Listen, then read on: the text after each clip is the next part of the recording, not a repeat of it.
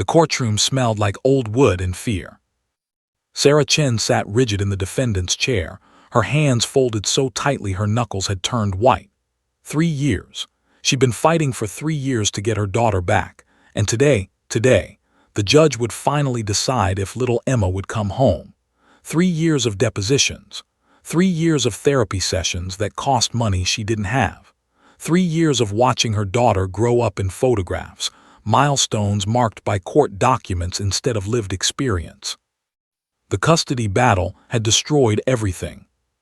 Her career as a marketing director had evaporated when she couldn't afford childcare while fighting a custody battle. Her savings had been consumed by legal fees, thousands upon thousands of dollars flowing into the pockets of attorneys who treated her case like just another file in their overflowing cabinets. Her relationships had fractured under the weight of her obsession with proving herself worthy of motherhood. Her mental health had deteriorated to a point where she'd spent 6 months on antidepressants, unable to get out of bed some mornings, unable to understand how her life had transformed so completely from the woman she'd been before the divorce. And through it all, Emma had been somewhere else, growing up, learning, forgetting. Sarah's ex-husband, Marcus, had accused her of neglect. He'd painted a picture of a mother too broken, too depressed, too unstable to care for their child. The evidence he presented was circumstantial: a messy apartment, missed therapy sessions, a single incident where Emma had shown up to school with unbrushed hair. But in family court, perception was everything. And Marcus had hired the best lawyer money could buy, a man named Richard Ashford who specialized in custody cases, where the mother was portrayed as mentally unfit. Ashford had been relentless. He'd submitted psychological evaluations, paid for by Marcus, that suggested Sarah had borderline personality disorder. He'd subpoenaed her medical records and highlighted the antidepressants as evidence of instability. He'd interviewed her neighbors, who mentioned that sometimes her apartment was messy, sometimes there were sounds of crying at night. He'd built a narrative so compelling, so carefully constructed from fragments of truth twisted into damning implications, that Sarah had begun to believe it herself. Maybe I am unstable. Maybe Emma is better off without me. Those thoughts had come to her at 3 in the morning, lying in bed in the small apartment she could afford on unemployment, unable to sleep, unable to stop thinking about her daughter's face in photographs that Marcus's lawyer had entered as evidence. Photos of Emma looking happy with Marcus and his new girlfriend, Jennifer. Photos that proved, according to the narrative, that Emma thrived in their care. What those photographs didn't show was the truth beneath the smiles. Sarah's lawyer, David Rothstein, sat beside her now, whispering last-minute reassurances that she could barely hear over the roaring in her ears. He was a good lawyer, not as flashy as Ashford, not as ruthless, but competent and genuinely invested in her case. He'd worked pro bono on the last 2 hearings because he believed in her, because something about Sarah's story had moved him, because he couldn't reconcile the broken woman in front of him with the monster his opposing counsel was painting. "We have a chance," Rothstein had told her last week. "The judge is Patterson. She's fair. She doesn't like custody cases built on character assassination. If we can present you as a loving mother who's struggling but fighting, if we can show that your mental health struggles are treatable and not disqualifying, we have a real chance." But looking at the social worker's report sitting open on the table in front of her, the one that recommended Emma remain in Marcus's custody for the child's well-being and stability, Sarah felt hope draining out of her like water from a punctured vessel.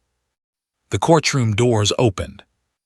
Marcus walked in wearing an expensive suit that probably cost more than Sarah made in a month. His expression was calm and confident, the expression of a man who'd already won, who was just going through the formalities of a proceeding whose outcome he'd already determined through money, strategy, and the systematic destruction of his ex-wife's credibility. Behind him came his new wife, Jennifer, all blonde hair and designer handbag, her face arranged in an expression of concerned sympathy.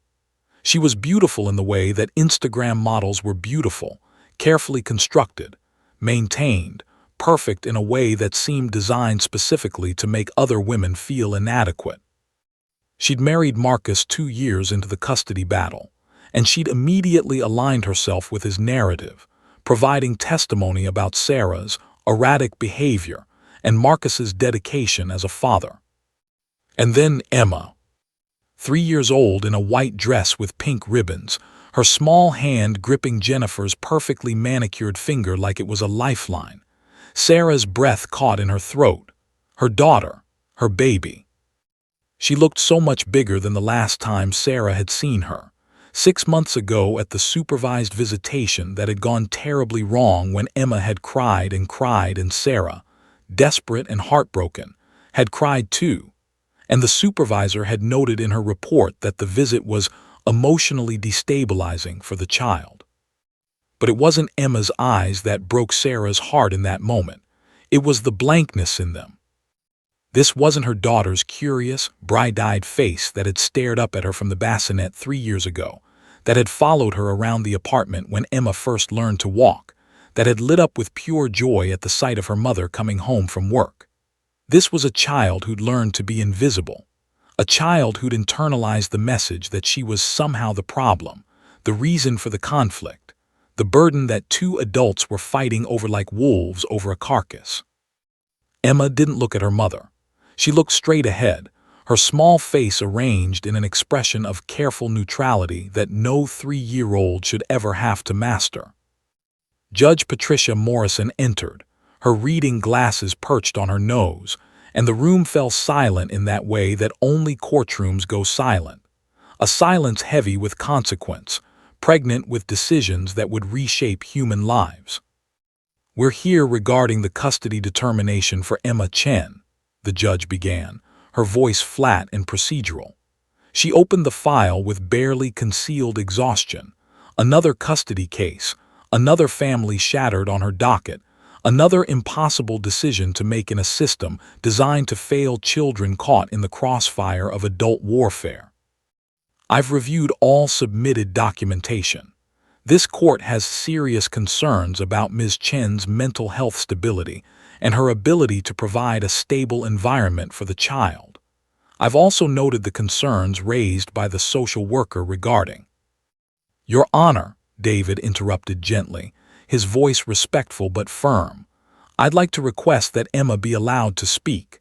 She's old enough to express her own feelings about her living situation and her relationship with her mother. Surely her voice should matter in a decision about her life." The courtroom held its breath. "Ms. Chen is 3 years old, Mr. Rothstein," Judge Morrison said dryly, with the tone of someone who'd had this argument 100 times before. "She cannot testify in any meaningful capacity. She's a child. Her responses would be based on what she's been told, what she's been coached to say, not on any genuine understanding of her own situation."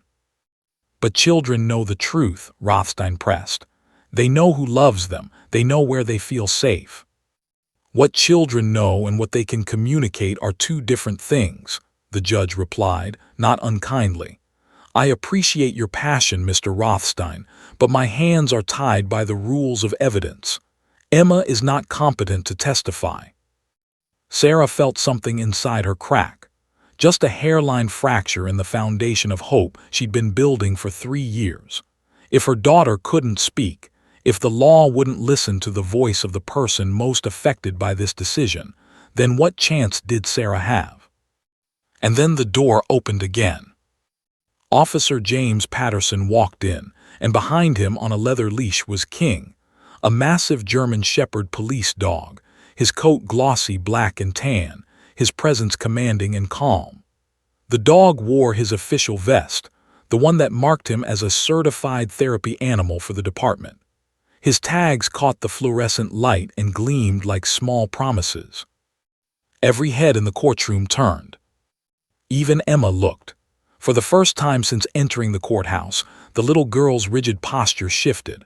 Her blank expression flickered. Interest sparked in her eyes, real, genuine, authentic interest that no amount of coaching could have planted there. She recognized him. "Your Honor," Officer Patterson said, nodding respectfully, his voice steady and measured. "With your permission, we have a specially trained animal that has been working with Emma Chen for the past 6 months. King is certified in animal-assisted therapy.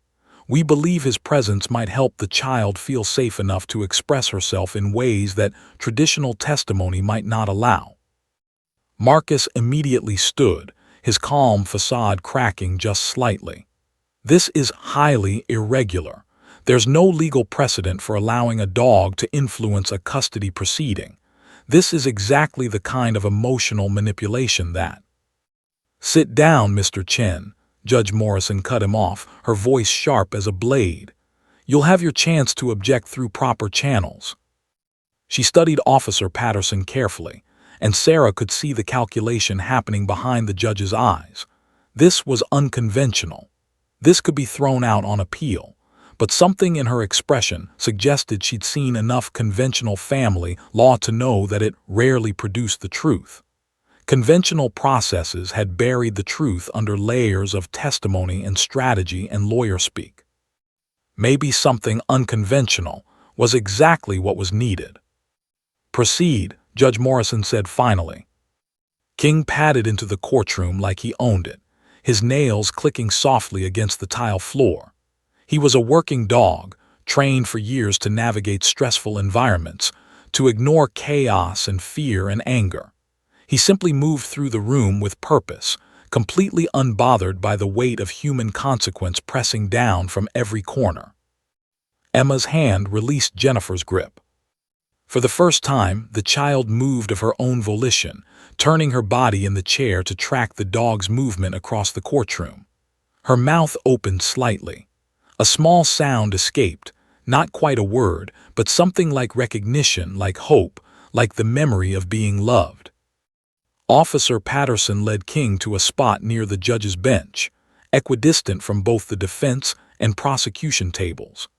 King lay down with the practiced ease of a dog who'd done this 100 times, his massive head resting on his paws, his brown eyes tracking the room with the calm awareness of a creature who understood exactly what was happening.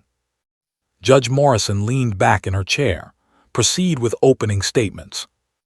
And as Marcus's lawyer stood and began the rehearsed narrative, Sarah was unstable, emotionally unavailable, a threat to Emma's development. Sarah couldn't look away from her daughter. Emma was staring at King. And for the first time in 3 years, Sarah saw something flicker across her daughter's face that made her believe, just barely, that there might still be a chance. The courtroom exploded into motion. "Objection!" Marcus's lawyer shot to his feet, his face flushed with anger and something else. Fear, maybe, or the dawning realization that his carefully constructed narrative was about to unravel in real time. "Your Honor, this is inappropriate. A 3-year-old child cannot be permitted to make statements based on an animal's presence. This is emotional manipulation of the highest order, and I move that this entire proceeding be." "Sit down," Judge Morrison said coldly, not even looking at him. "Jennifer, get her back in her seat," Marcus hissed, but Jennifer was frozen, her perfect composure finally cracking as she watched the scenario unfold. She reached for Emma's hand, but the little girl had already pulled away, drawn like a magnet toward King. The courtroom descended into a symphony of conflicting voices. Sarah's heart was pounding so hard she thought it might explode. This couldn't be happening. After 3 years of carefully orchestrated testimony, carefully selected evidence, carefully maintained narratives, it couldn't all come down to this. A child and a dog, a moment of authentic connection breaking through the fog of legal procedure. Emma stood on shaking legs.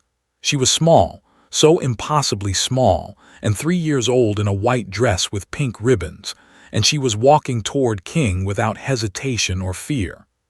Each step was deliberate, purposeful, as if her entire body remembered something her mind hadn't been allowed to articulate. "Your Honor, I must insist," Marcus's lawyer continued. "Bailiff, remove Mr. Chen's counsel from the courtroom if he cannot remain silent," Judge Morrison said, her voice dropping to a tone that suggested she would tolerate no further interruption. The room went quiet. All eyes were on the little girl and the dog. Emma stopped directly in front of King.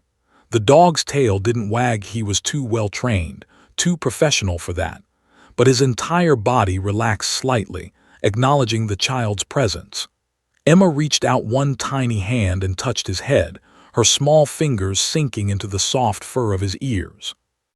"Mommy," Emma said, her voice clear and certain in the profound silence.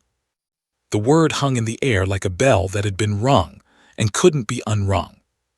Sarah's vision blurred with tears. That word. Her daughter had said it. Emma had spoken, and she had chosen to speak about mothers, about the concept of motherhood, about the person who had created her, carried her, loved her before she could even understand what love was. But then Emma did something that made everyone in the courtroom go absolutely still. She pointed not at King but across the courtroom, directly at Jennifer. The child's small arm extended with absolute certainty. Her finger pointed with the directness of a 3-year-old who had learned to communicate her needs and observations with crystal clarity. Her lips parted, and a second word emerged, this one coming not from joy or recognition, but from something deeper. Something that sounded like fear, like sadness, like the burden of knowledge that no 3-year-old should ever have to carry. "Mommy," Emma said again. But this time, everyone understood. This wasn't confirmation. This was accusation. This was a child pointing at the woman who'd been raising her and calling her by the name that belonged to someone else. This was a child whose body, whose instincts, whose deepest knowing had rejected the narrative that 2 adults had constructed around her. The courtroom erupted. "Objection." Marcus's lawyer was on his feet again, his carefully maintained professionalism completely abandoned now. "This is a travesty. Your Honor, this child has clearly been coached by law enforcement. This is hearsay. This is inadmissible. This is—" "Sit down." Judge Morrison's voice had become something dangerous, something that suggested her patience had been completely exhausted. She removed her reading glasses and set them on the desk in front of her with deliberate care. "Mr. Chen, you will remain in your seat. Your counsel will remain silent, or I will hold this entire legal team in contempt of court. Am I understood?" The lawyer sat, his face mottled with rage and helplessness. Judge Morrison turned her complete attention to Emma, and her expression had transformed. Gone was the exhausted judge processing another case. In her place was a woman confronted with something that transcended legal procedure, a child attempting to communicate truth in the only way a 3-year-old knew how. "Emma," the judge said slowly, deliberately, her voice deliberately gentle in a way that suggested she'd spent years learning how to speak to traumatized children. "Can you tell me what you mean? You said mommy and pointed to Jennifer. Can you explain that to me?" Emma's small face scrunched up in concentration. She was only 3. Articulation was still developing. Words were still slippery things that didn't always come out the way she intended. But what came next proved she understood far more than anyone realized. This wasn't a confused child. This was a child who'd been forced to process adult trauma at an age when she should have only been learning colors and counting to 10. "Mommy here," Emma said, her finger still pointed at Jennifer. "Mommy sad, mommy cry." Sarah felt the room tilt beneath her feet. "Mommy hurt inside," Emma continued, her voice gaining confidence with each word as if speaking the truth gave her courage. "Mommy don't sleep, mommy drink, mommy say bad things." Officer Patterson was watching Emma with the careful attention of someone who'd clearly worked with traumatized children before. He didn't interrupt. He didn't prompt. He simply allowed the child to speak, to release what had been locked inside her, to bear witness to her own experience without the filtering interpretation of adults. "About who?" Judge Morrison prompted gently. "The mommy who doesn't sleep. Who does she say bad things about?" Emma's eyes shifted. They left Jennifer and traveled across the courtroom, searching, finding, landing on Sarah. In that moment something shifted in the child's expression. The confusion lifted. Recognition bloomed. And underneath it all, Sarah could see the longing that a 3-year-old should never have to feel, the desperate need to be with the person who'd created her, who'd loved her, who'd been stolen from her by circumstances and legalities and the calculated cruelty of adults. "About my real mommy," Emma whispered. The words hit like a physical force.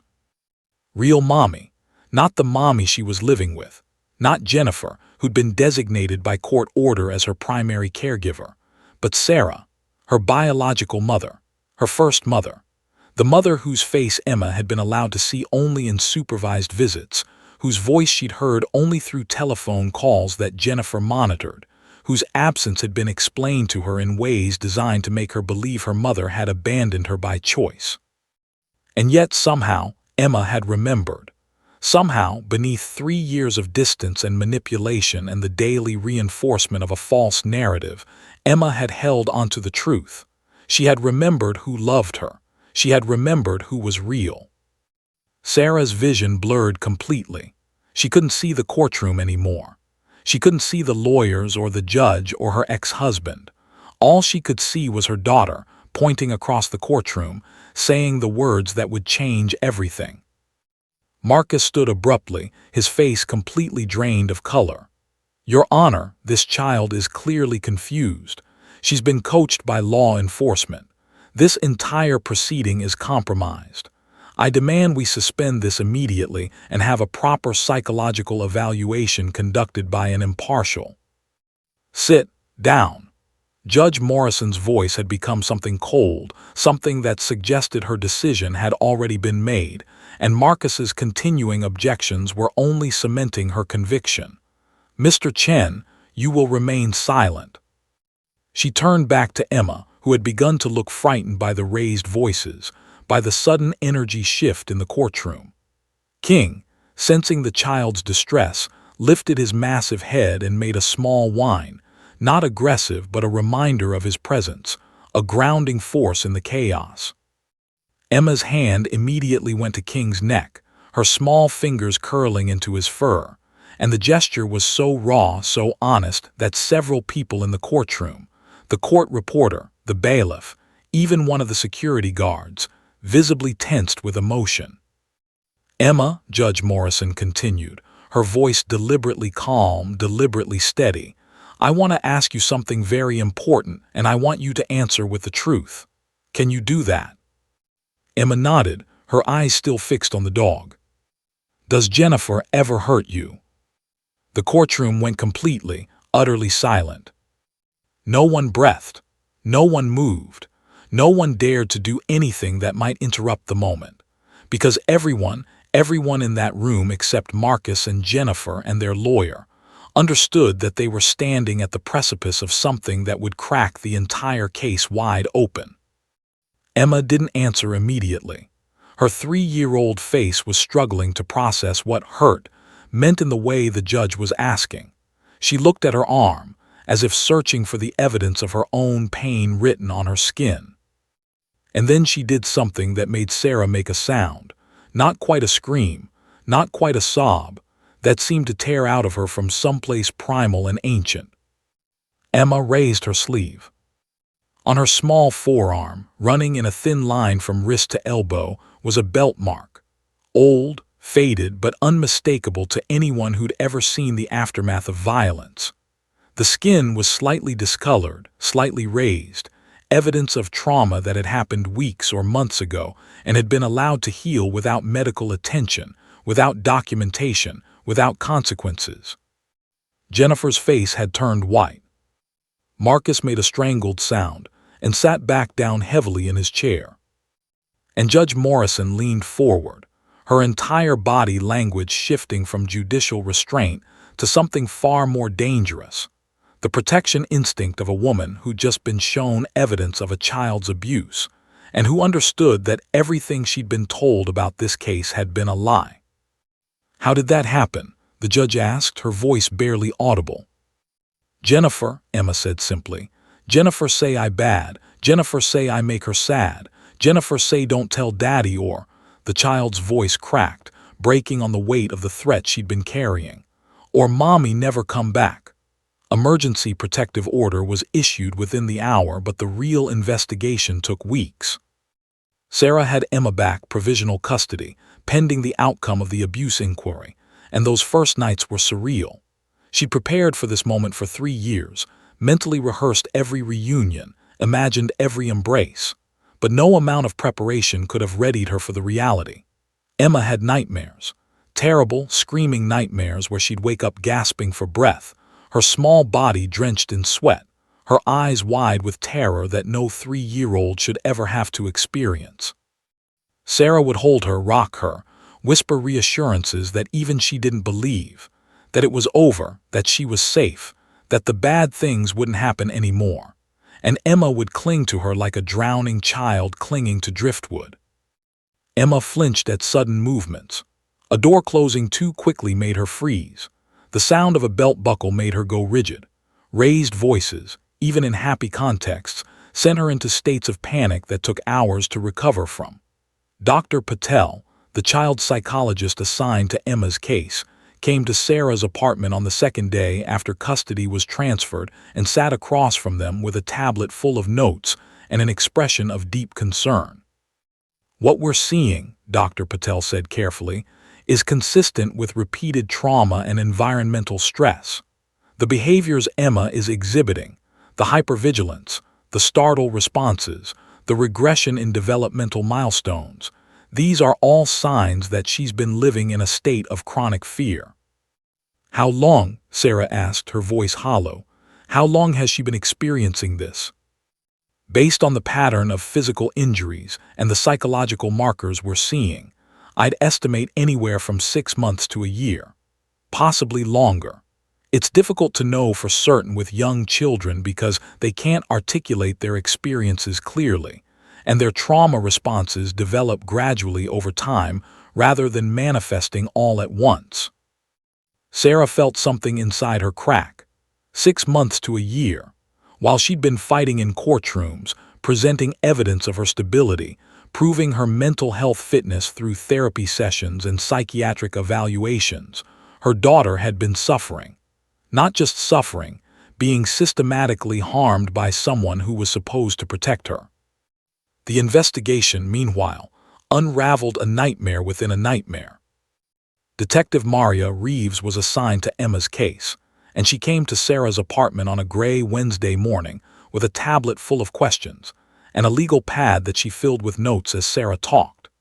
Reeves was a woman in her mid-50s, with gray streaking her dark hair and eyes that had seen too much of human cruelty to be surprised by anything.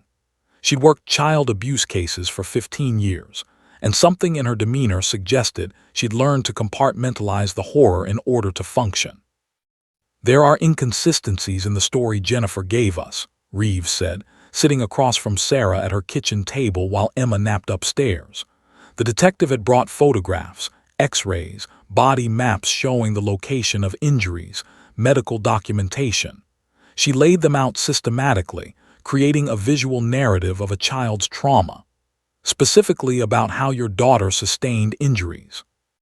Jennifer claims Emma was clumsy, that she fell downstairs multiple times, that she had some kind of fall from a playground structure.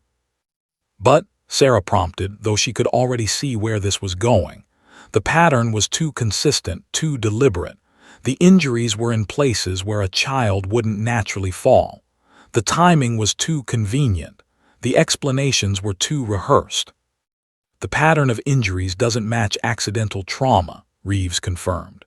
"The mark on her arm was made by something thin and flexible, a belt, or a cord. The bruising on her legs follows a pattern consistent with being struck repeatedly with a thin object. The bruise on her chest suggests impact trauma, possibly from being pushed or struck with an open hand. And the bruises on her inner arms near the wrists, those are consistent with being grabbed forcefully, with fingernails digging into flesh." Sarah felt bile rising in her throat. "There are bruises in various stages of healing," Reeves continued, her voice clinical, detached, the way that experienced investigators learn to speak about child abuse to protect their own psychological well-being. "This suggests repeated trauma over time, not one incident. multiple, separate incidents of violence spanning at least several months. Sarah closed her eyes. She tried to imagine it, her daughter, 3 years old, at the mercy of a woman she'd been taught to call mother, being struck, being grabbed, being hurt.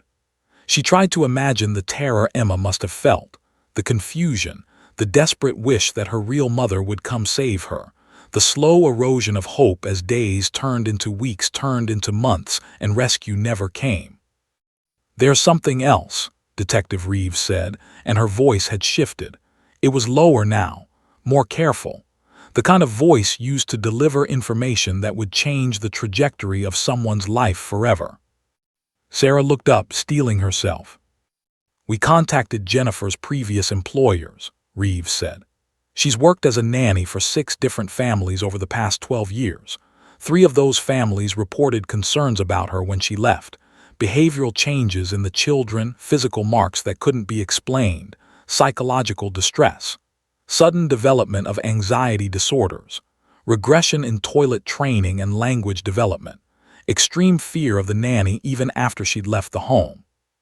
Sarah's hands began to shake. Why wasn't she arrested? "Because none of the families wanted to press charges," Reeves said quietly. "They were concerned about the cost of litigation, concerned about the time involvement, concerned about the stress on their children. Some of them were worried about custody implications. If they admitted they'd hired someone who'd harmed their child, how would that reflect on their parenting judgment? So they just let her go quietly. They fired her, gave her a reference so she'd stay away from their families, and moved on." "That's insane," Sarah whispered.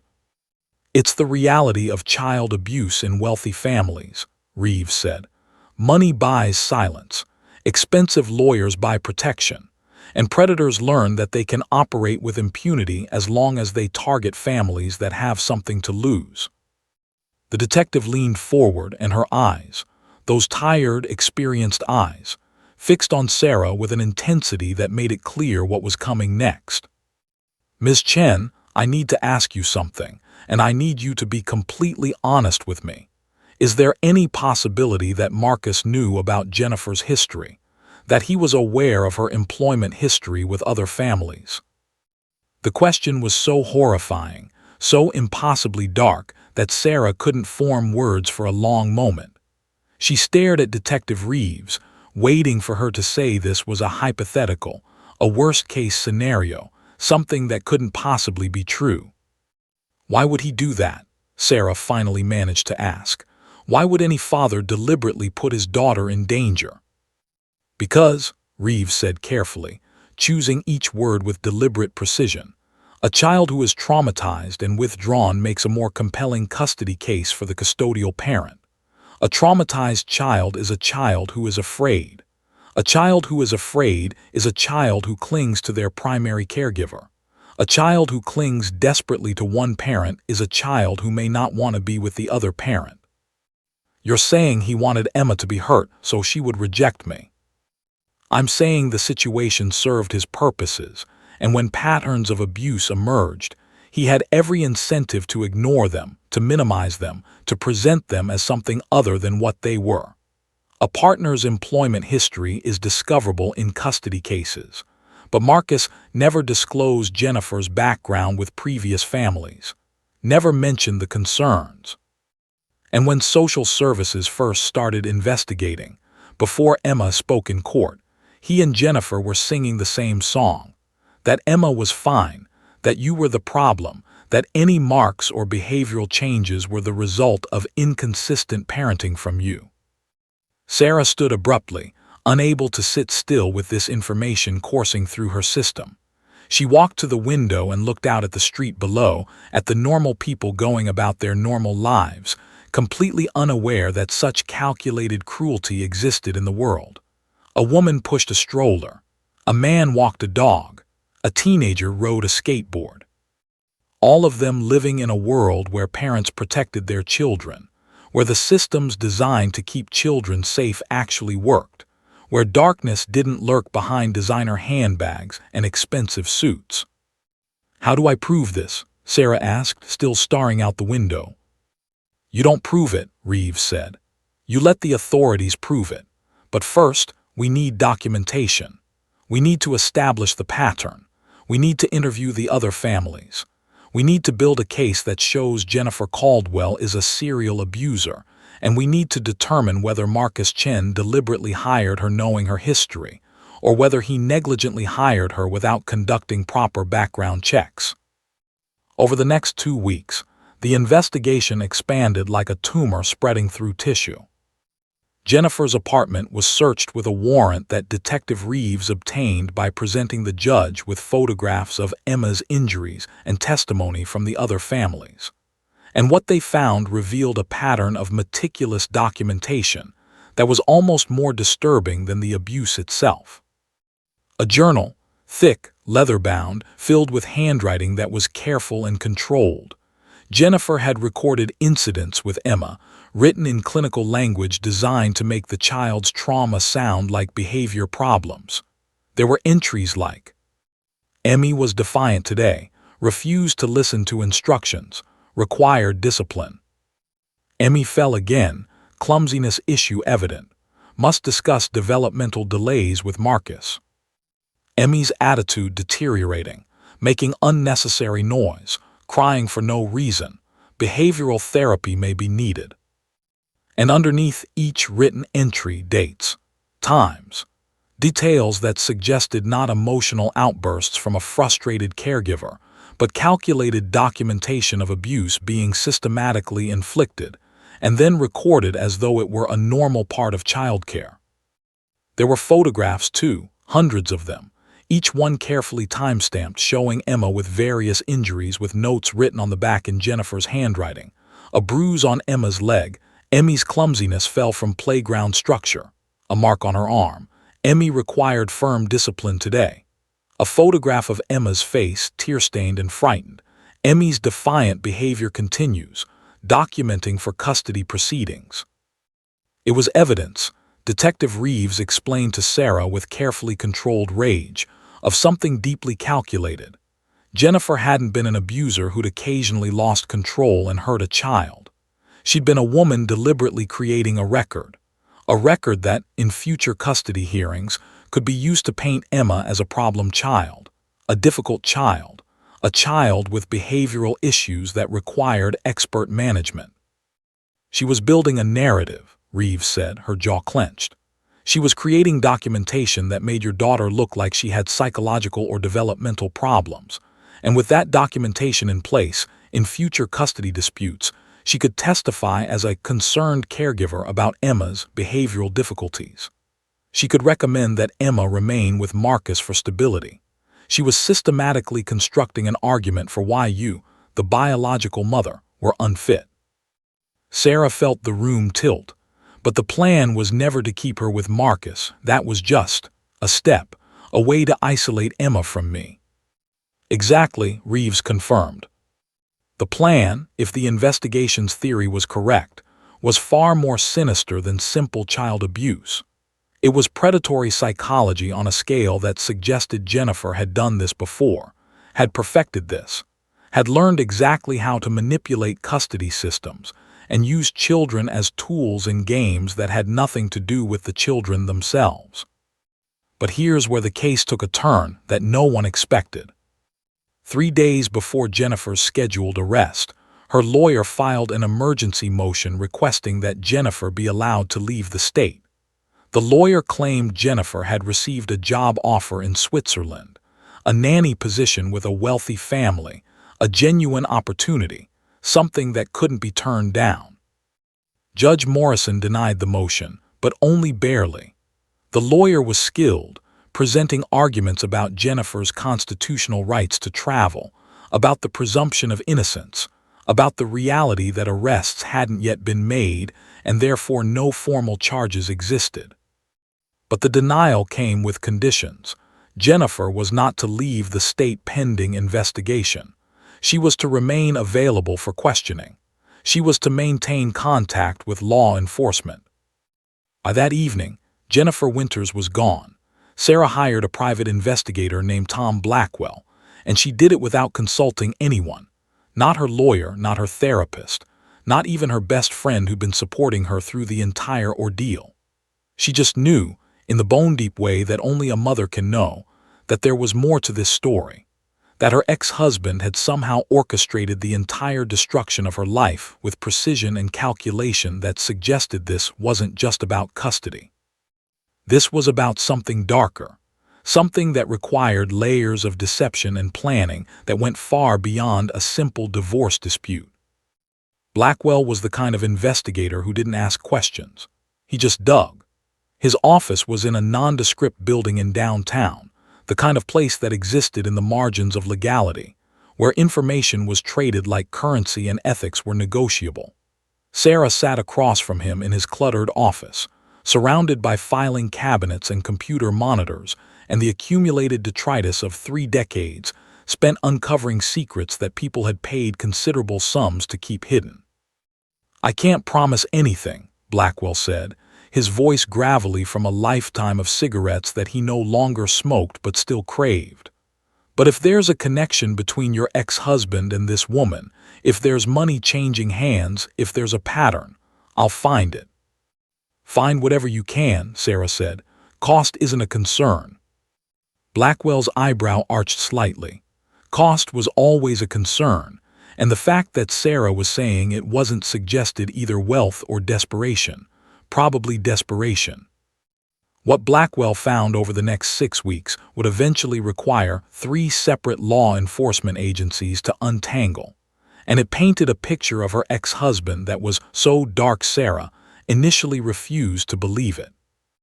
Marcus Chen wasn't just a wealthy man with a successful business. He was a man involved in dealings that existed in the gray areas of legality, where the line between legitimate enterprise and criminal activity blurred and disappeared entirely. Import-export, yes, but also money laundering through art galleries. Shell corporations registered in the names of people who didn't exist. Wire transfers moving through a network of financial instruments so complex that eventually the FBI's white-collar crime division would require a full forensic accountant team working for 6 months just to partially untangle it. Gregory Chen, Marcus's older brother, was the architect of much of it. Blackwell presented his findings to Sarah in a small meeting room, with printouts of documents spread across the table like pieces of a puzzle. Financial records, employment histories, corporate registration documents, wire transfer confirmations, each one seemingly innocent on its own. Together, they formed a map of systematic criminal activity spanning years.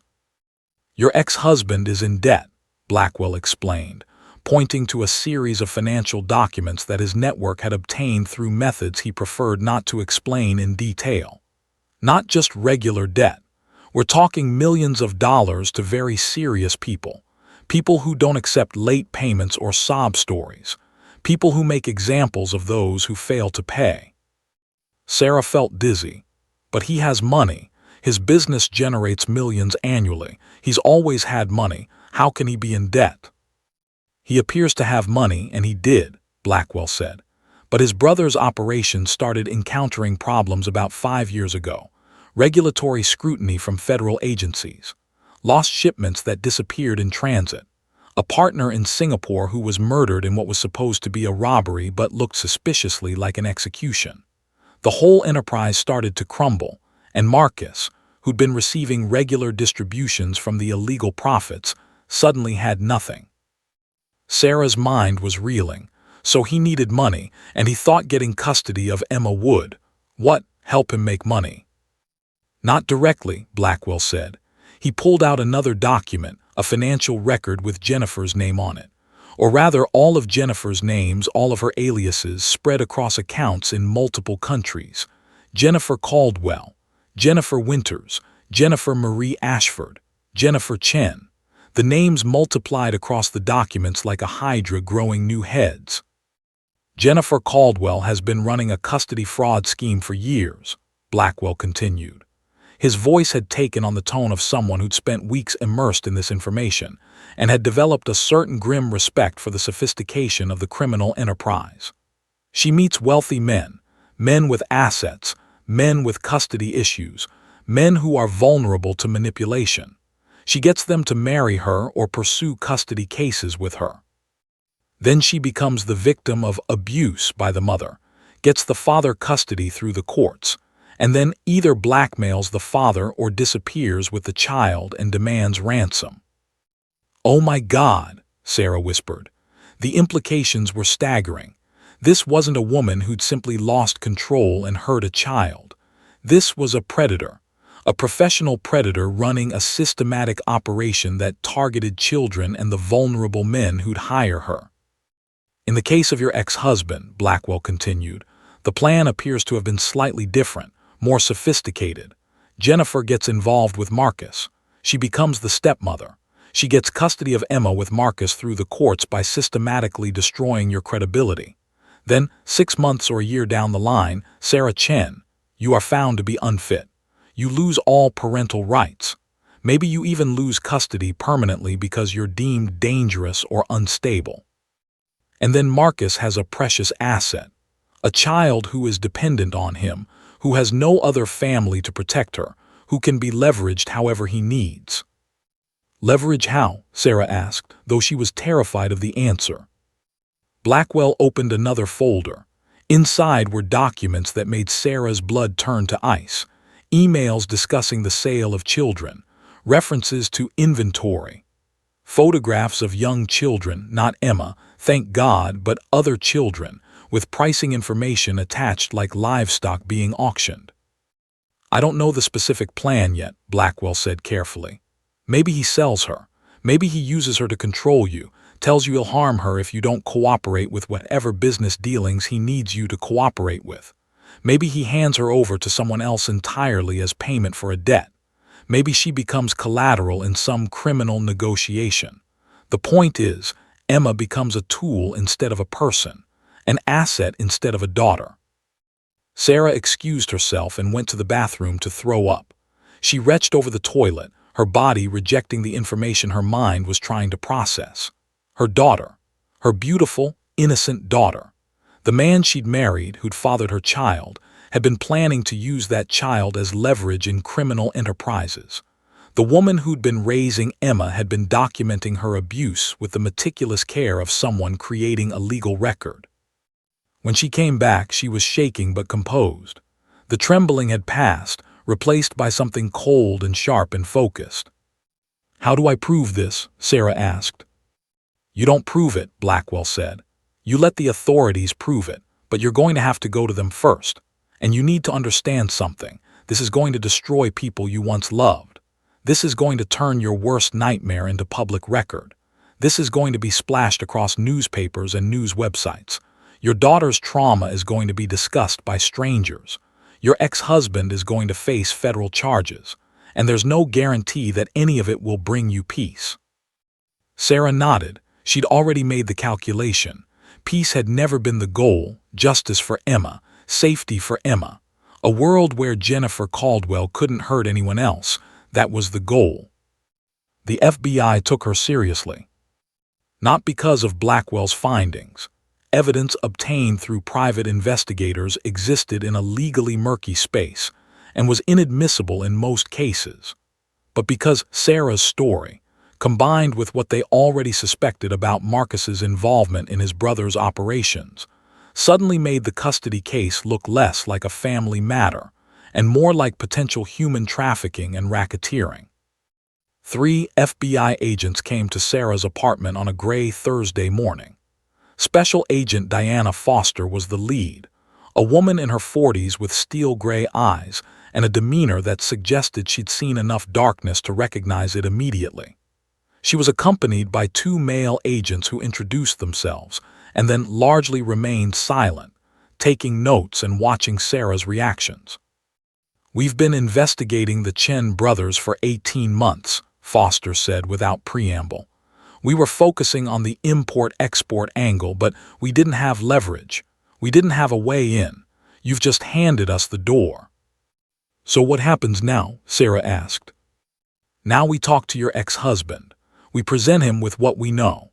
We show him the financial records, the connections to Jennifer Caldwell, the evidence of conspiracy. And we give him a choice: cooperate with the investigation into his brother's operations and provide testimony about his own involvement, or face charges related to conspiracy, fraud, child endangerment, and conspiracy to commit human trafficking. Sarah felt something shift in her chest. The word trafficking hung in the air like a stone, not potential trafficking, not theoretical trafficking, but actual documented trafficking, the kind that resulted in federal charges and mandatory minimums and a life sentence. If you're right about his intentions for Emma, Foster continued, her voice carefully controlled, then yes, what he was planning constituted trafficking under federal law. Children don't have to be moved across state lines for it to be trafficking. They don't have to be sold or transported. They just have to be exploited, controlled, used. And based on what you're telling me, based on the evidence we've gathered, Marcus Chen was planning exactly that. The FBI arrested Marcus Chen on a Tuesday morning at his office. It was a quiet arrest, no handcuffs visible, no perp walk, no dramatic scenes designed for media consumption. Just 3 agents showing him his rights and explaining that he was being detained for questioning regarding federal crimes. His lawyer, an expensive criminal defense attorney named Richard Ashford, the same man who'd represented him in the custody case, immediately shut down any possibility of questioning without counsel present. But the arrest itself was the domino. Once Marcus was arrested, the dam broke. Everything started to collapse in on itself like a structure whose foundations had been revealed to be sand. The bank records that Blackwell had found mysteriously became discovered through official FBI channels. Gregory Chen, facing charges of RICO violations and money laundering, immediately turned on his brother, providing evidence of their shared conspiracy in exchange for a reduced sentence. And within 48 hours, Marcus was informed that if he cooperated fully, if he provided information about his involvement with Jennifer Caldwell, about what he'd planned to do with Emma, about the entire operation, he might avoid the harshest sentences. He cooperated. What he revealed made even the FBI agents visibly uncomfortable. The plan had been more detailed than Blackwell had speculated. Emma wasn't just leverage in some vague future scenario. She was going to be taken. At age 5, Marcus intended to discover that Sarah had kidnapped Emma for ransom. This false report would devastate Sarah legally and personally. She'd be arrested, prosecuted, possibly convicted. And then Emma would be found in the custody of distant relatives overseas, cousins in Hong Kong who'd agreed to the arrangement for a substantial payment of approximately $200,000. The child would grow up in a foreign country, believing her mother was a criminal, separated from any family who might protect her or tell her the truth. She'd be controlled through fear and isolation. And Marcus would have created the perfect tool for international leverage, a child with an American passport who could be moved through airports, hidden, used in whatever criminal enterprise his brother's network needed her for. The worst part, Foster explained this to Sarah in her office, her voice carefully neutral. He hadn't even needed Jennifer to complete this plan. Jennifer had simply been the catalyst to get Emma away from Sarah in the first place. Once that was done, once the custody was secured, once Emma was legally under Marcus's control, Jennifer was expendable. She could have been disappeared or silenced. Marcus could have executed the rest of the plan alone. The trial lasted 4 months. Marcus Chen stood in federal court on charges of conspiracy, fraud, child endangerment, and attempted human trafficking. His brother Gregory was in a separate trial for RICO violations and money laundering. Jennifer Caldwell remained at large, though the FBI was now actively pursuing her with international law enforcement agencies coordinating across borders, sharing intelligence, treating her disappearance with the seriousness typically reserved for major criminal fugitives. Sarah attended every single day of the trial. She sat in the gallery, Emma's small hand held tightly in hers, and watched as the careful, meticulous machinery of the law processed her ex-husband's calculated cruelty. Some days Emma came with her. Other days, Sarah's best friend, Michelle, would watch Emma at home, because the courtroom was no place for a 3-year-old to witness the dismantling of her father's life, even if that father had planned to sell her into exploitation. The prosecution painted a picture of a man so desperate for control, so addicted to power and wealth, that he'd been willing to sacrifice his own child's safety to maintain his status and pay off his debts. Assistant U.S. Attorney Lisa Wong presented the case with surgical precision: financial documents, wire transfers, testimony from Gregory Chen, recordings of conversations between Marcus and his brother discussing what they euphemistically called the asset situation. The defense tried to paint him as a desperate man who'd made poor choices under financial pressure, a man who'd been corrupted by his brother's influence, but was ultimately a non-violent actor in his brother's larger crimes. A man who'd never actually harmed anyone, who'd never actually done anything except explore possibilities with his brother, who'd been drawn into discussions he shouldn't have been part of. But the evidence didn't support that narrative. The journal entries that Jennifer had created, the ones documenting Emma's behavioral problems in clinical language designed to look like legitimate parenting notes, were entered as exhibits. The prosecution showed photographs of each entry, enlarging them on screens so the jury could see the meticulous handwriting, the careful documentation of abuse disguised as behavioral observation. The financial records showing payments from Marcus to a shell company that was later revealed to be connected to an international adoption fraud ring were entered into evidence. Wire transfers to accounts in Hong Kong. Correspondence with the cousins Marcus had allegedly chosen to raise Emma. A contract, an actual contract, outlining the terms of Emma's placement with details about the monthly maintenance fee to keep her there. The testimony of a woman named Rachel Kim, whose son had been another of Jennifer's victims, was particularly devastating. Rachel had hired Jennifer as a nanny 15 years earlier. Within 6 months, her son had developed severe anxiety disorder, had regressed in language development, and had displayed signs of physical abuse. Rachel had fired Jennifer and moved to a different state, trying to escape the nightmare. But she'd never reported it. "I was ashamed," Rachel testified, her voice breaking on the witness stand. "I felt like if I'd hired someone who hurt my child, maybe I was a bad parent.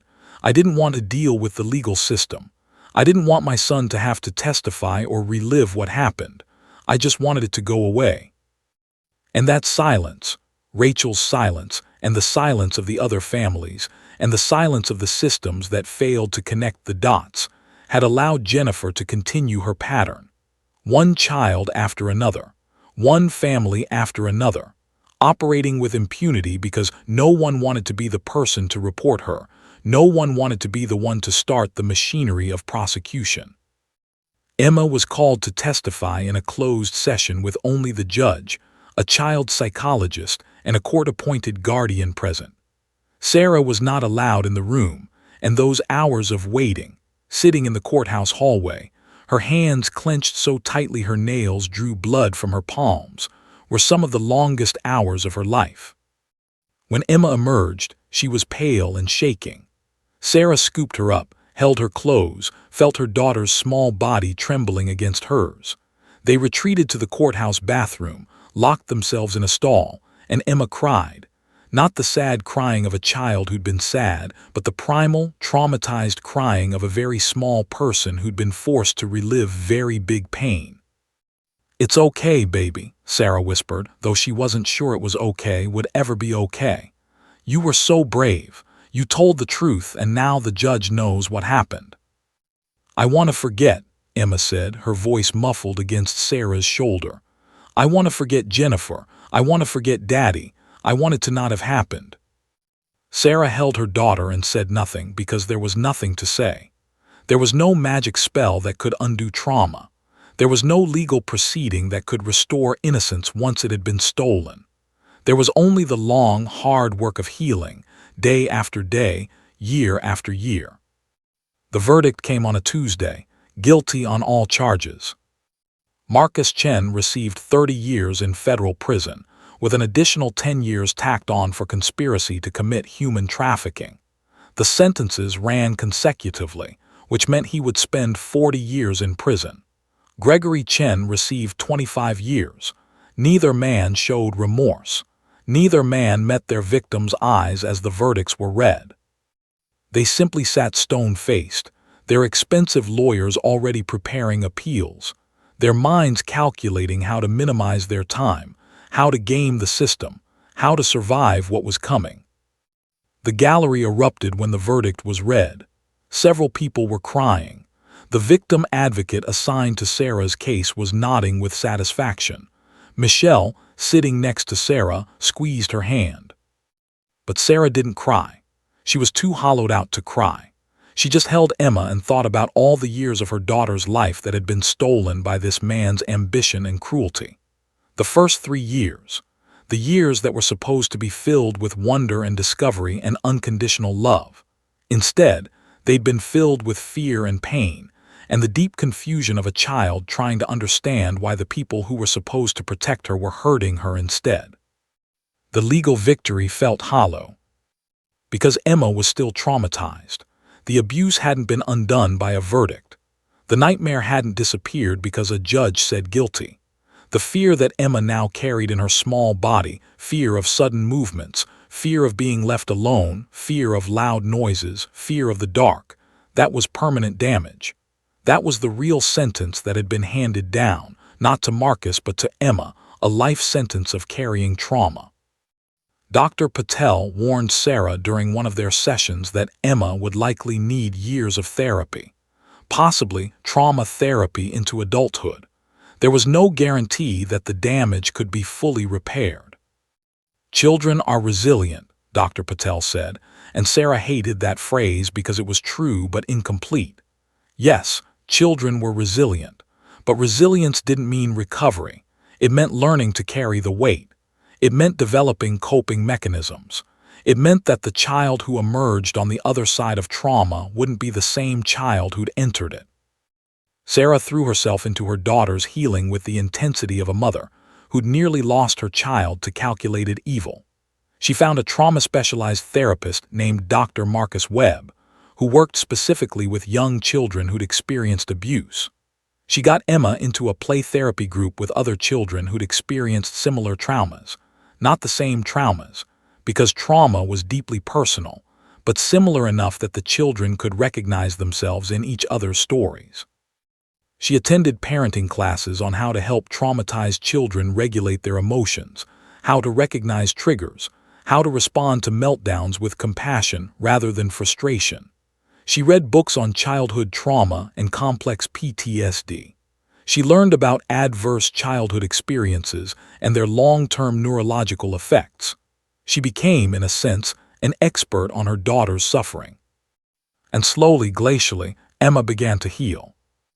The nightmares came less frequently, once a week instead of every night, once every 2 weeks, once a month.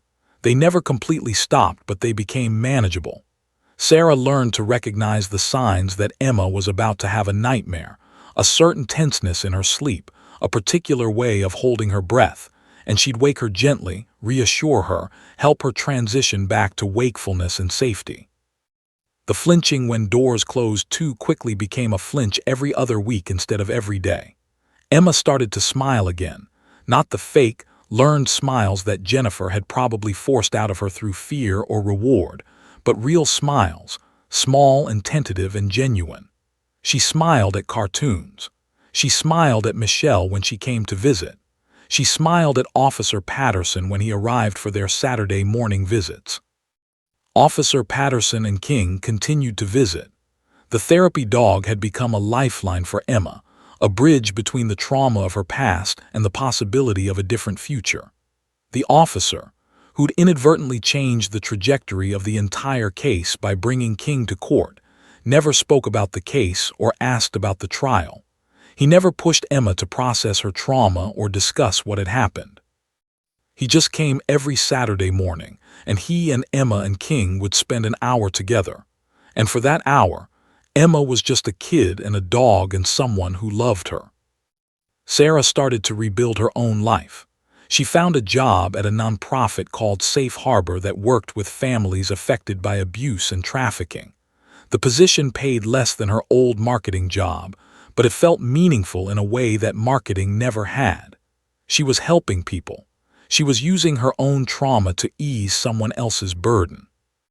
She moved into a new apartment that didn't carry the weight of her old life. The apartment where Emma had been born. The apartment where she'd spent 3 years fighting for custody while living in fear that she'd never see her daughter again. She needed new walls, new space, a place that belonged only to this new version of their lives. She went to therapy herself. A therapist named Dr. Sandra Liu, who specialized in trauma experienced by parents of trauma victims. Because Sarah realized that she too had been traumatized, not in the same way as Emma, but traumatized nonetheless. The fear had been real. The loss had been real. The systematic destruction of her credibility and her relationship with her daughter had left scars that needed tending. Healing isn't linear, Dr. Liu told her during one session. There will be good days and bad days. There will be moments when you feel like you've fully recovered and moments when something triggers you and you're right back in the courtroom, terrified you're going to lose her again. That's normal. That's human. That's what happens when someone you love is harmed and you're powerless to prevent it. But underneath it all, there was a question that wouldn't leave Sarah alone. Jennifer was still out there. 2 years after Marcus's conviction, Sarah received a package at her office. No return address. Hand addressed in handwriting that Sarah didn't recognize, though something about the careful loops and precise spacing seemed deliberately designed to be untraceable. The envelope was thick, manila, the kind that could contain anything. She opened it carefully, with the trained paranoia of someone who'd learned that the world wasn't safe and kind, that evil wore pleasant faces and had good lawyers. Inside was a photograph. It showed Jennifer, or a woman who looked like her, 15 pounds lighter with different hair. The blonde dyed a deep auburn that made her look like a different person entirely, standing on a beach somewhere tropical. The water behind her was impossibly blue. Palm trees swayed in the background. The sky was clear, cloudless, perfect. And in her arms was a child. The child looked to be about 7 years old, pale skin that suggested time away from the sun, dark hair, delicate features. She was wearing a pink dress that looked expensive, and she was smiling at the camera with the kind of smile that children gave when they'd been told to smile for the photograph. Not a genuine smile, a performance smile. There was no note, no message, no explanation, just the photograph carefully packed in a padded envelope carefully addressed to Sarah Chen at her workplace. Just the photograph, and the implication hanging in the air like poison gas. Sarah's hands started to shake. She went immediately to Special Agent Diana Foster, who'd been her primary contact at the FBI for the past 2 years. Foster had become something more than a law enforcement contact over that time. She'd become a source of reassurance, someone who'd check in on Sarah and Emma periodically, someone who seemed to genuinely care about their recovery. It could be fake, Foster said, examining the photo under magnification in her office. The FBI had a digital forensics lab that could analyze photographs for signs of manipulation, could determine where and when they'd been taken, could extract metadata that told stories the photograph itself didn't reveal. Could be a scare tactic, could be Photoshop, could be designed to terrify you into making a mistake that would compromise the case. But it could be real, Sarah said. It could be real, Foster admitted. She was examining the photograph with intense focus, looking at details in the background. A sign, a building, anything that might indicate location. I'm going to open a new investigation line. We'll track the mailing address, run facial recognition on the child in the photograph, analyze the metadata if there is any, contact postal services about the package. We'll do everything we can do. But Sarah, you need to prepare yourself for the possibility that we might not find her. She's had 2 years. She could be anywhere in the world.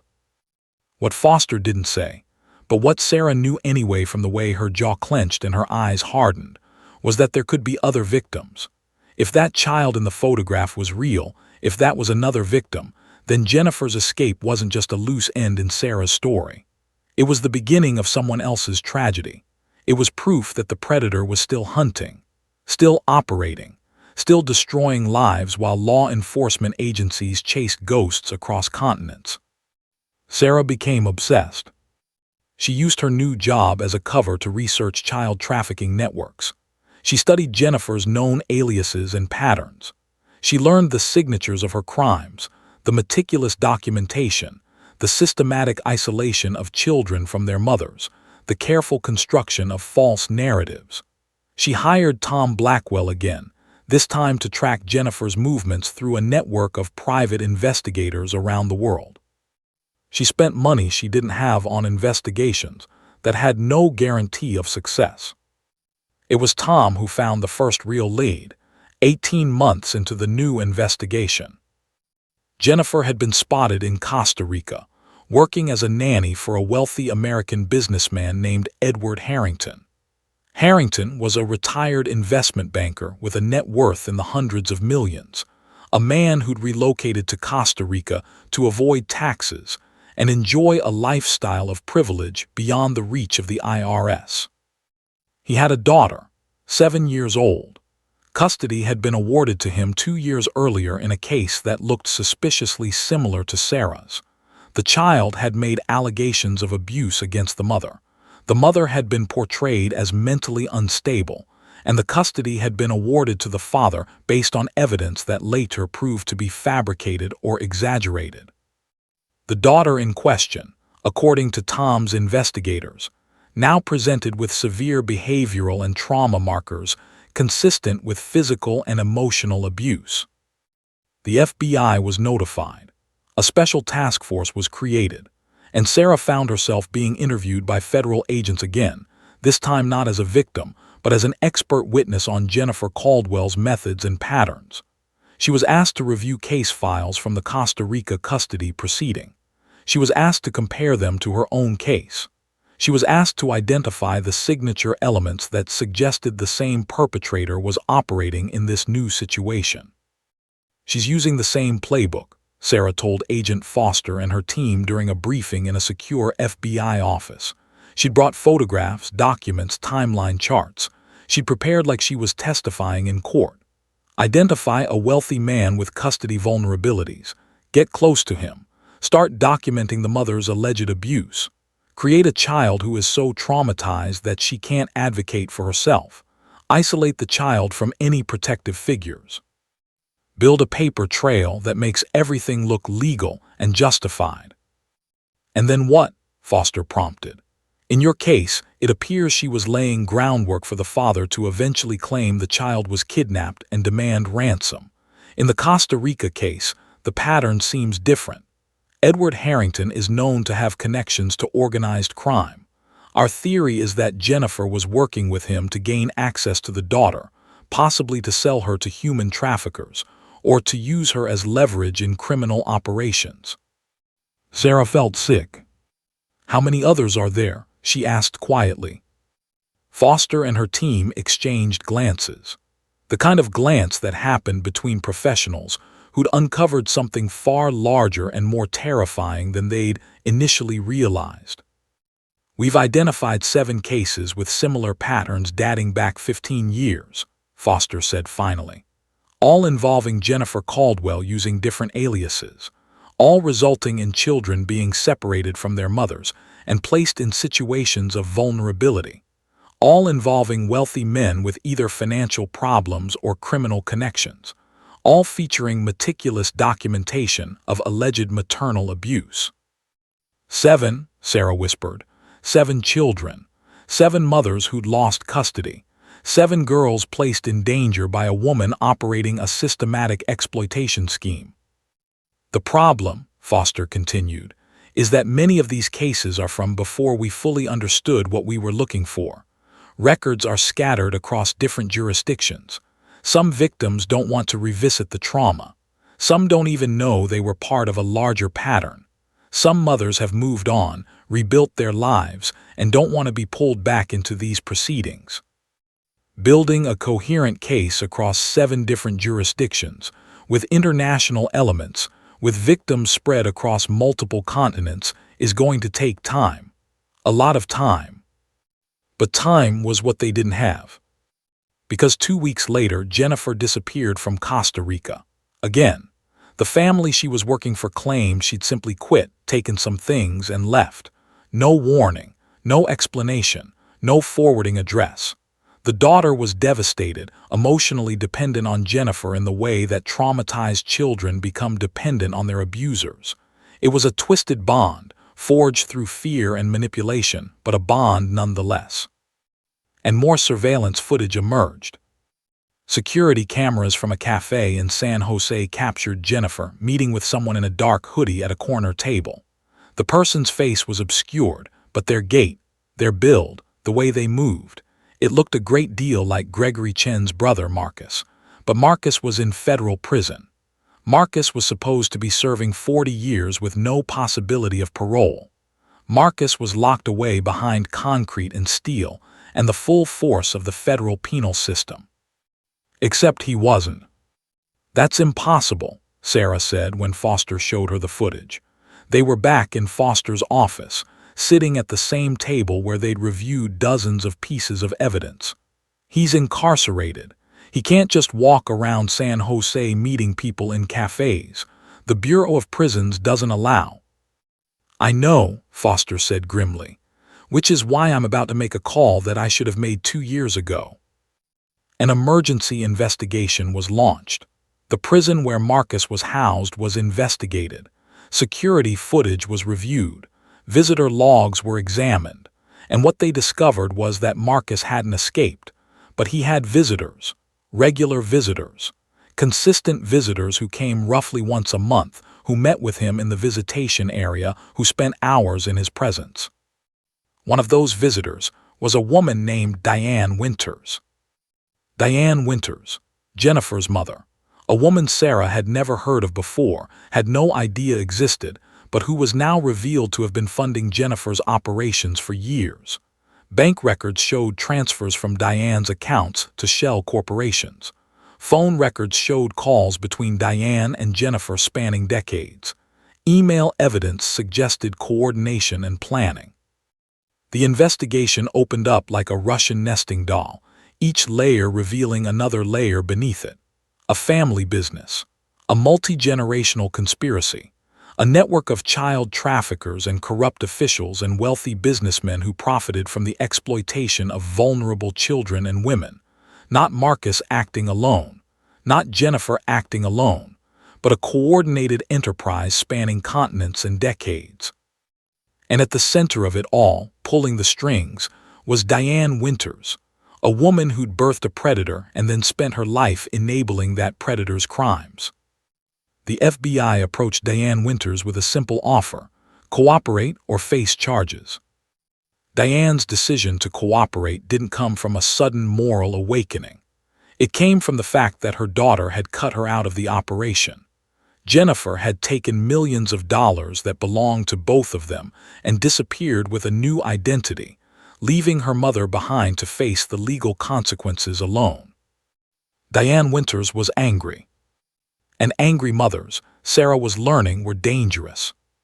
She provided the FBI with everything: bank records, phone numbers, safe houses, aliases, email addresses, the works.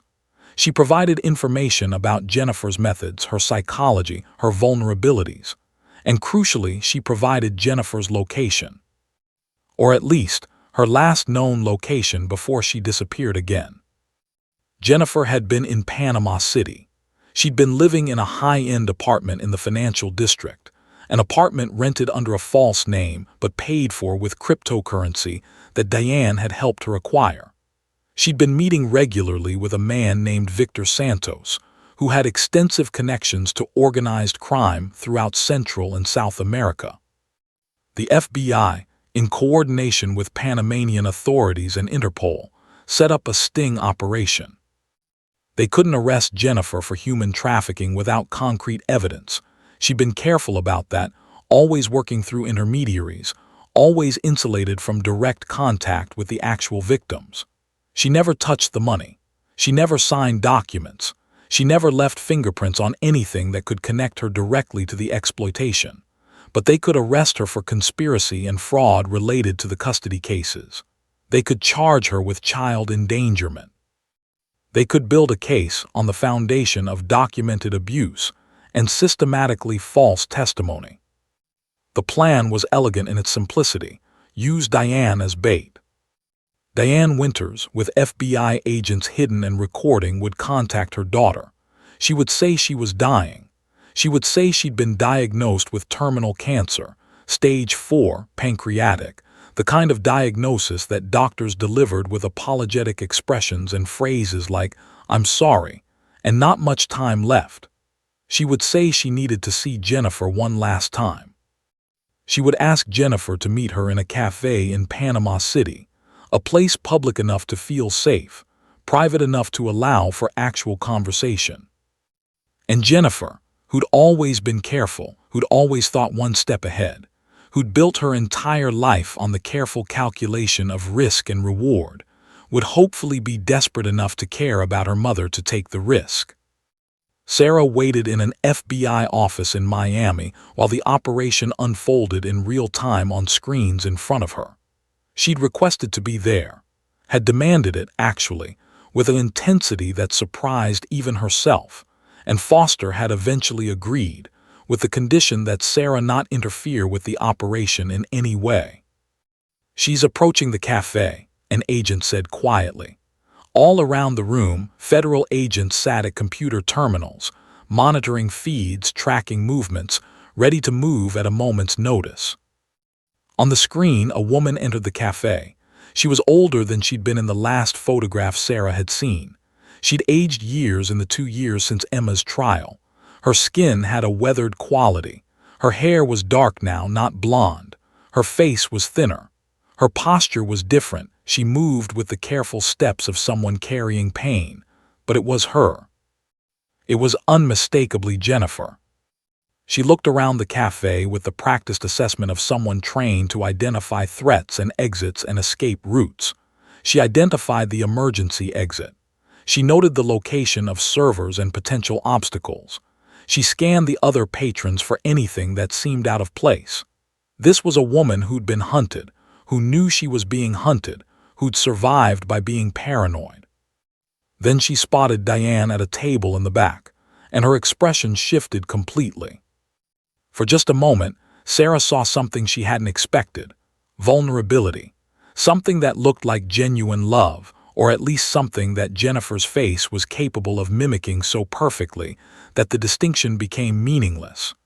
Jennifer moved toward her mother, and the predatory calculation fell away, replaced by something almost human. "I knew you'd come," Diane said, and her voice, transmitted through the FBI's hidden camera and microphone, was gentle. "I knew you'd care enough to come, even after everything, even after all these years of running. I knew my daughter wouldn't abandon me when I needed her most." "Of course I came," Jennifer said. She was crying now, actual tears on her face, her voice breaking with emotion that seemed genuine. "You're my mother. I've been so worried about you. Are you okay? Are you safe? Tell me everything. Tell me what the doctors said. Tell me what I can do to help." And Sarah watched, from her position in the FBI office, as a master manipulator manipulated her own mother one final time. Because that's what Jennifer was, a master manipulator who'd built her entire life on the lie. She'd lied to judges and lawyers and social workers and loving fathers and vulnerable children. And now she was lying to the one person who'd been willing to cover for her, to fund her, to protect her from consequences. Jennifer reached across the table and gripped her mother's hands. Her eyes were wet with tears. Her voice trembled with emotion. She was performing maternal love and filial concern with a precision that suggested it was a role she'd rehearsed many times. "I'm dying," Diane said, and her voice wavered slightly, either genuine emotion or exceptional acting, and at this point Sarah couldn't tell the difference. "Cancer, pancreatic cancer. The doctors give me 6 months, maybe less. I didn't want to die without seeing you, without telling you." There has to be something we can do, Jennifer interrupted. I'll get you money, I have money. I have access to accounts in Switzerland, in Hong Kong, and the Cayman Islands. I'll get you the best doctors. There are treatments, experimental treatments, things that aren't available in the States. I'll find them. I'll pay for them. There's nothing anyone can do, Diane said, cutting her off. And now her voice was different. The wavering emotion was gone, replaced by something harder, something cold. But I need you to know something before I go. I need you to know that I see what you've done. I see all of it, Jennifer. All 7 victims. All the falsified custody cases. All the money laundering. All the children you've placed in danger. And I've decided I can't protect you anymore. Jennifer's expression changed. Not dramatically, but just a shift, a clouding. The tears stopped flowing. The vulnerability disappeared. The mask fell back into place, but imperfectly this time. There was a lag in the recalibration. "What do you mean?" Jennifer asked quietly. Her hand was still holding her mother's, but her grip had loosened slightly. She was assessing, calculating, preparing. "I mean the FBI is listening to this conversation right now," Diane said. Her voice was steady now, resolved. "I mean you're under arrest for conspiracy, fraud, and human trafficking. I mean I'm sorry, but I can't protect you anymore. You have to face what you've done." For a moment, just a moment, Jennifer's mask completely fell away. And what Sarah saw in that moment was something that made her blood run cold. Not rage, not fear, not the desperate panic of someone confronted with their crimes, but complete, utter emptiness. As if there was nothing beneath the mask at all, just a void where a person should have been, just a gap in the shape of a human being where something had failed to develop. It was the look of someone who'd been broken so fundamentally that there was nothing left to break. "Mom," Jennifer said, and her voice was different now, smaller, emptier. "How could you?" "Because she's my daughter," Diane said, and she was crying now, real tears streaming down her face. "And she's not your daughter, and I couldn't let you hurt anyone else." And then the agents moved in. They flooded the cafe with practiced efficiency. They emerged from behind the counter and from the kitchen and from tables where they'd been sitting undercover as tourists and locals. They put Jennifer in handcuffs, the kind with the short chain that forced her wrists together at an awkward angle. They read her rights in both English and Spanish. They placed her in the back of a vehicle with tinted windows, and she didn't struggle, didn't fight, didn't say a word. She just stared ahead with that empty expression while being led away. And Sarah understood in that moment that the trial wasn't going to be about Jennifer defending herself or explaining her actions. The trial was going to be about a void trying to justify its existence. It was going to be about presenting evidence to a jury that an emptiness had committed crimes, that nothing had destroyed lives, that the absence of a soul could be prosecuted under federal law. On the screen in the FBI office, Sarah watched as Jennifer was placed in the vehicle. She watched as the door closed. She watched as the vehicle pulled away from the cafe, carrying a predator to a federal holding facility where she would remain until her trial. And Sarah felt something shift inside her, not relief exactly. Relief would imply that something had been resolved, but Jennifer's arrest didn't resolve anything. It didn't undo the trauma. It didn't restore Emma's innocence. It didn't erase the scars that Jennifer's cruelty had carved into her daughter's psyche. But it did close a door. It did remove a threat. It did create the possibility that no other child would fall victim to Jennifer's calculated exploitation, at least not in the short term. "We got her," Foster said quietly. She'd come to stand beside Sarah, watching the same screen. "It took 2 years and coordination with international law enforcement and the full resources of the federal government, but we got her." "What about the others?" Sarah asked. "The other children, the 7 cases you identified?" "We're investigating each one," Foster said. "We have Diane's cooperation. We have Jennifer's financial records. We have access to her network. We're identifying the men she worked with, the network she used, the systems she exploited. It's going to take time, but we're going to help those families. We're going to bring those cases to justice." Sarah nodded. It was small comfort in the face of so much darkness, but it was something. "Thank you," she said to Foster, "for believing me, for taking this seriously, for not giving up when the trail went cold." "Thank you," Foster replied, "for being willing to fight, for being willing to speak up, for being willing to use your own trauma to help other victims. That took extraordinary courage." Sarah left the FBI office as the sun was setting over Miami, painting the sky in shades of orange and purple. She drove to the airport, boarded a flight back to her city, and thought about what came next. The trial was coming. Jennifer would be prosecuted, but the trial was just a formality at this point. The real victory had already been won. Jennifer was captured, and that meant the predator was contained. Jennifer Caldwell Winters was convicted on 47 counts including conspiracy, fraud, child endangerment, human trafficking, and aggravated assault. She was sentenced to 45 years in federal prison without the possibility of parole. The sentencing hearing lasted 3 days. Victims testified. Expert witnesses testified. Prosecutors presented evidence of systematic exploitation spanning decades. Jennifer sat in the defendant's chair throughout the entire proceeding, her expression neutral, her body language calm. She showed no remorse. She showed no emotion. When the judge handed down her sentence, she simply nodded as if acknowledging a minor inconvenience rather than a life sentence that would carry her through her 60s, 70s, and beyond. Victor Santos, her associate in Panama, was extradited and faced separate charges related to money laundering and human trafficking. His trial was still pending, but evidence suggested he would face 20 to 30 years in federal prison. Gregory Chen, Marcus's brother, was already serving his sentence and would likely die in prison. And Marcus Chen, sitting in a federal penitentiary in Colorado, would spend the next 40 years processing the reality that his own greed and cruelty had destroyed not just his daughter's childhood, but his own life. The 7 victims, the 7 children whose lives had been upended by Jennifer's operations, were identified and offered counseling and support through federal victim services. 5 of the mothers were reunited with their children. 2 of the children had been too deeply traumatized, too thoroughly indoctrinated by their abusers, to immediately reconcile with their biological mothers, but the reunifications were in process, and specialized therapists were working with all of them. The case was eventually written up in federal law enforcement journals. It became a teaching tool for identifying patterns of custody fraud.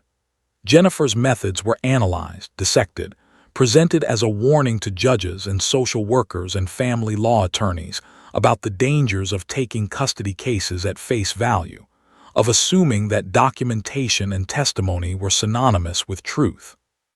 And Sarah, 2 years and 4 months after Emma had pointed at a police dog in a courtroom and said the word that changed everything, stood in a small office at her nonprofit, looking at a certificate of recognition from the Department of Justice. The certificate thanked her for her cooperation in bringing human traffickers to justice. It noted her courage and her commitment to protecting vulnerable children. It was bureaucratic language, formal and distant, typed in some government office by someone she'd never met. It meant everything and nothing at the same time. She framed it anyway and hung it in her office, next to photographs of Emma. Emma, now 5 years old and thriving in ways that sometimes made Sarah's heart catch with relief and disbelief, was in kindergarten. She was in a class of 25 students taught by a woman named Ms. Garcia who had a gentle demeanor and an understanding of trauma-informed teaching. Emma still attended therapy with Dr. Webb twice a week. She still had sessions with King and Officer Patterson every Saturday morning.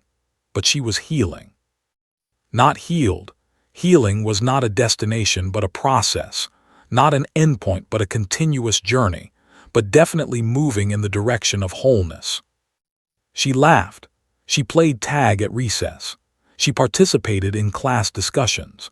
She had a best friend named Lucas who shared his lunch with her, and she developed a crush on the class hamster that she drew pictures of in art class. She was becoming a normal 5-year-old, which was the most extraordinary miracle Sarah could have imagined. One afternoon, as they sat on the couch together reading a picture book about a bunny who was afraid of thunderstorms, Emma asked a question that Sarah had been dreading since the moment the abuse first came to light. "Mommy, why did Jennifer hurt me?" Sarah set down the book carefully.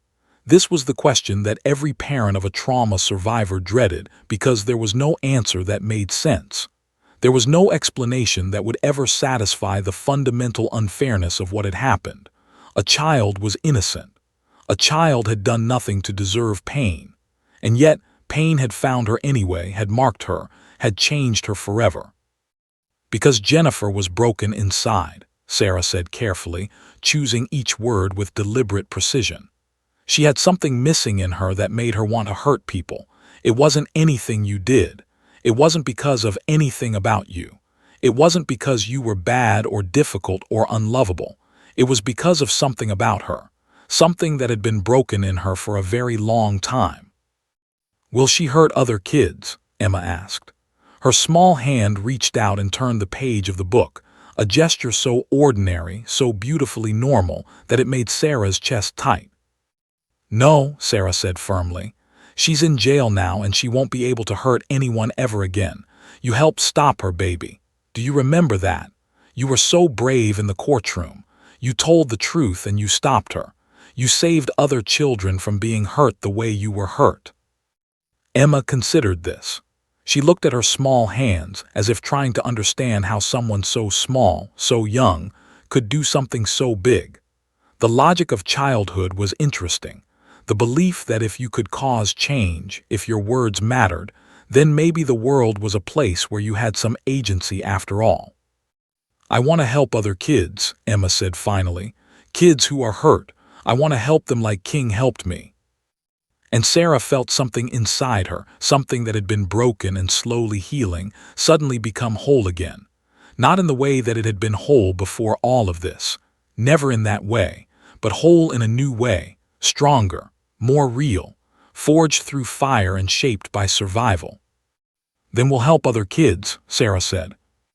That night after Emma had fallen asleep, Sarah sat at her laptop and began to research.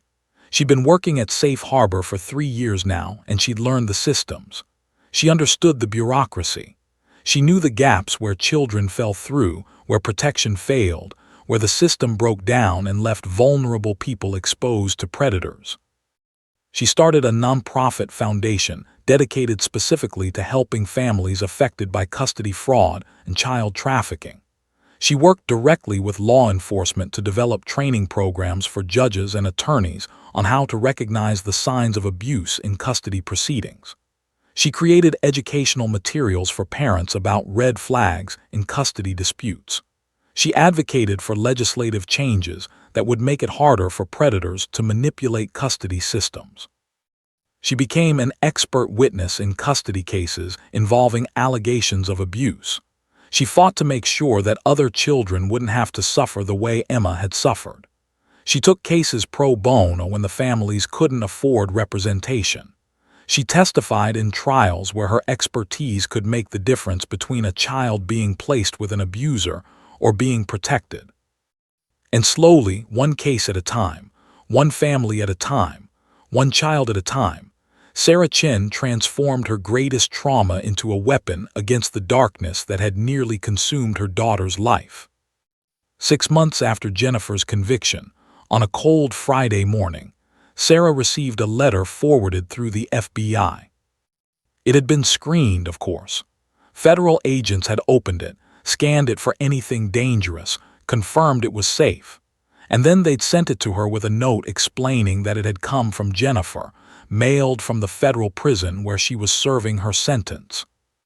Sarah almost threw it away, almost burned it unread, almost refused to acknowledge that the woman who'd hurt her daughter so profoundly was trying to communicate with her from behind bars.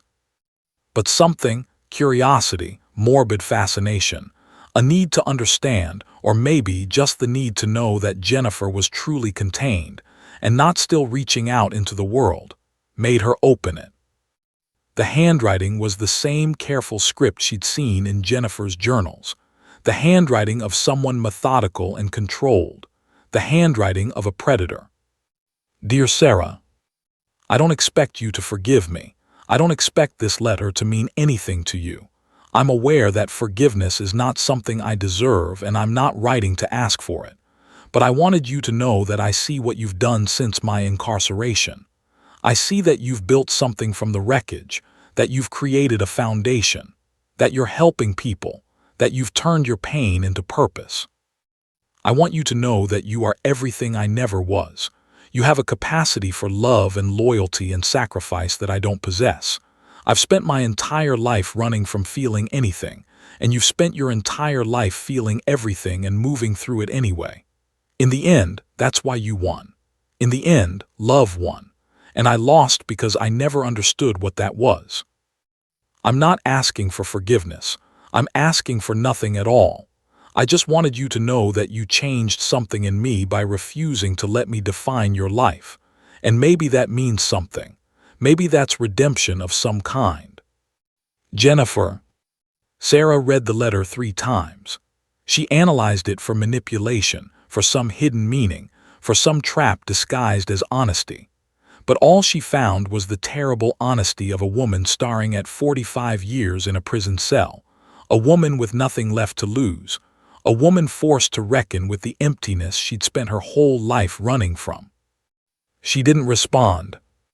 But she kept the letter, filed it away safely, and occasionally when she doubted whether her work was making a difference, whether her foundation was really helping anyone, whether she was just spinning wheels in an impossible system, she would take it out and read it again.